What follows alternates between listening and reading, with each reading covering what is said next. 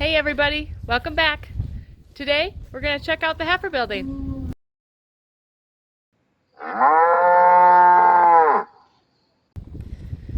Okay, this is our Heifer Building. We will come back to this pen. But after they're done from in the barn, then they come out to this building. This is the Heifer Building. And so once they're vaccinated, then they come out to this bigger group pen. It looks like they're all snuggling in the back.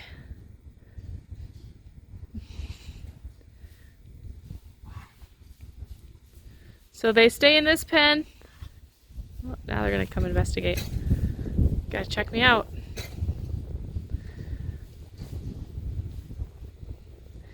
They stay in this pen until they're about a year old. They have free access to water from these lovely waters right here, and food all day long. They have clean bedding in the back. We try and clean it out at least once a week. But as you see, they pee and poop right on their bedding, so it's always a never-ending task to clean that out.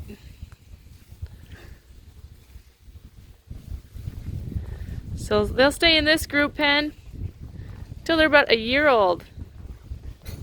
And then they will move to this next part of the building, which is where the older ones, more like the teenagers. When they're about a year old, they're called yearlings. And they're, like I said, they're kind of the teenage group. So they're not the little calves anymore. They're getting more full grown. So this red and white one here, 522, is more of a yearling. This one right next to her, 502, see the size difference? She's about 14 months old.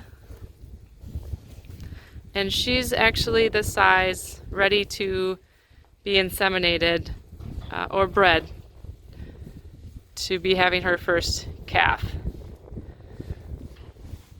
You normally breed them around 13 to 17, 18 months, where they are going to be having their baby by the time they turn about 2 or 2.5.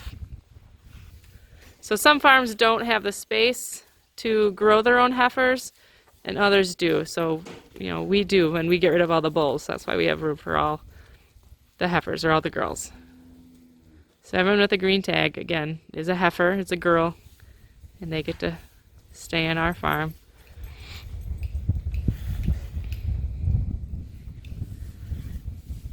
So these two pens are together because there's so many that are very close in age. There's a few that are a little older, like I just showed you. And that one, if you can see, has an orange tag in her ear. And she's chewing her cud.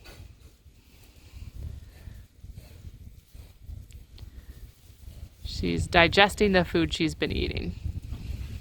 So that orange tag in her ear is a cow monitor system, and that will tell us her temperature, how active she is, and if she is in heat, meaning that she's ovulating, that she's cycling, and that she could be bred if she's old enough and big enough.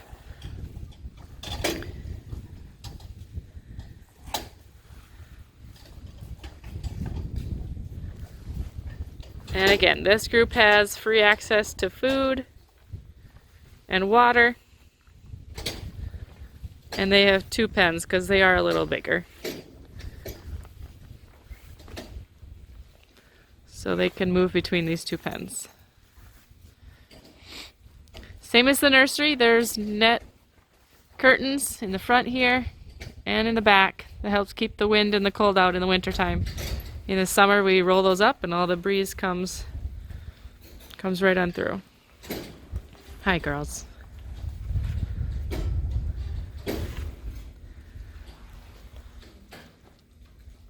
How are you today?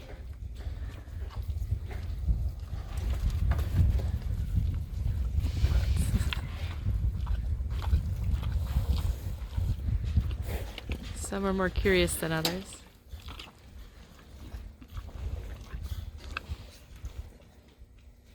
How's lunch? Was it good? Yeah, I bet. Hi.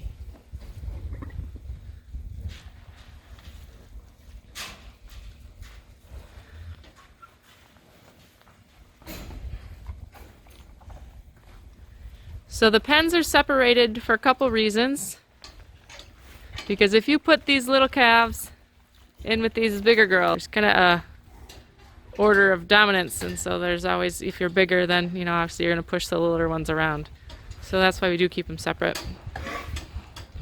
So they stay in this pen until they have been bred, meaning that there was semen put in by our breeder artificially. And we'll go over all that, why we do that versus having a bull around, and another time.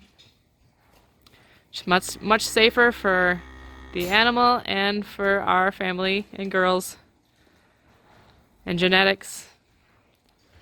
Many reasons. I will go over that in more detail at a later date.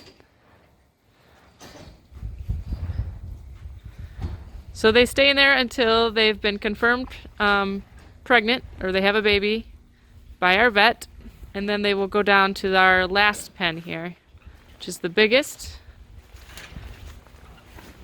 This is our dry cow lot, and it has all of our pregnant heifers and also the dry cows.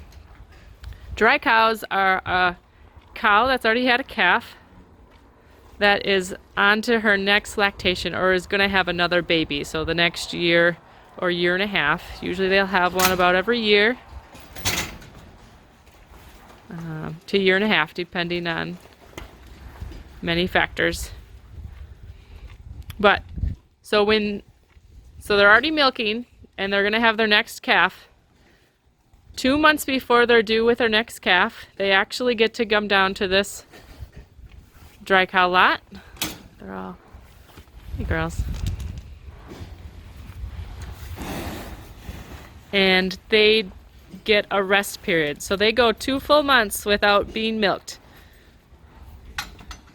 And they can just rest, they can grow their body, they can grow their baby, and they just get to chill in this pen. They have a lot. They get to roam out here. And then on summer days, they actually have an acre grass lot behind this building they get to go at. But in the winter time, they kind of have to stay in the front lot here because it just gets way too muddy. Also in the summertime, we take a bunch of these to our neighbors, and also the home farm, and they are out on pasture all summer long. But in winter, obviously there's no grass they can eat out there, so we keep them in here to keep them sheltered, clean, fed, and dry as much as possible.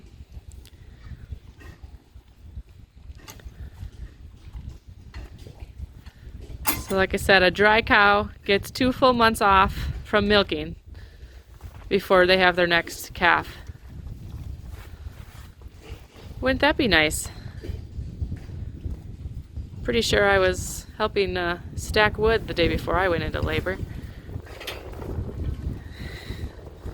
Nothing wrong with that though. But these girls get a rest period. Hi.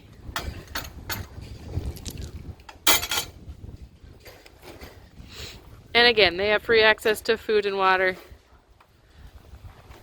I gotta push it up here for them.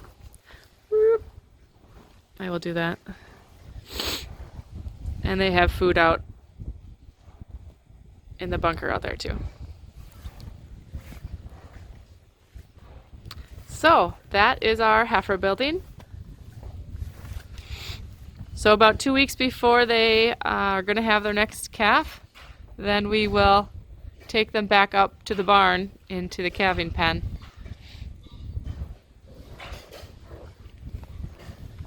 Which I've already showed you. Hi. Okay. Well, thanks for touring our heifer building. Hope you learned some information. The next spot will be up to our freestall, which is where all our milking cows are. Hope you're having a great day. Stay warm.